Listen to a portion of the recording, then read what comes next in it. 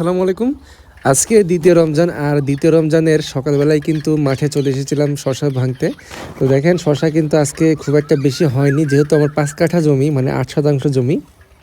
গতকালকে কিন্তু প্রায় ৭০ থেকে ৭৫ কেজির মতো ৭০ কেজির মতো হয়েছিল এই জমি থেকে। তো আজকে প্রায় এক বস্তা, ফুল এক বস্তা হয়েছে। তো দেখেন আমার আব্বু কিন্তু বাসায় নিয়ে আসলো সেগুলো, আমি কিন্তু পেছনে পেছনে ছিলাম।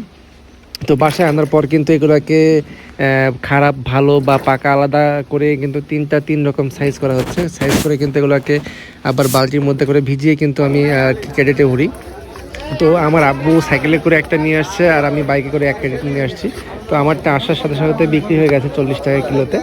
আর আমার আব্বুরটা এখনও বিক্রি হয়নি, তো এটাও বিক্রি হয়ে যাবে 38 টাকায় বিক্রি হয়ে গেছে এটাও। তো আসলে আমি ছোট ছোট ক্লিপ নিচ্ছিলাম। আসলে দেখেন এই যে বিক্রি হয়ে গেছে, দুইজন মানুষ নিয়েছে, দুই রকম দাম 38 আর 20। তো সর্বশেষ এই হচ্ছে আমার বিল হয়েছে।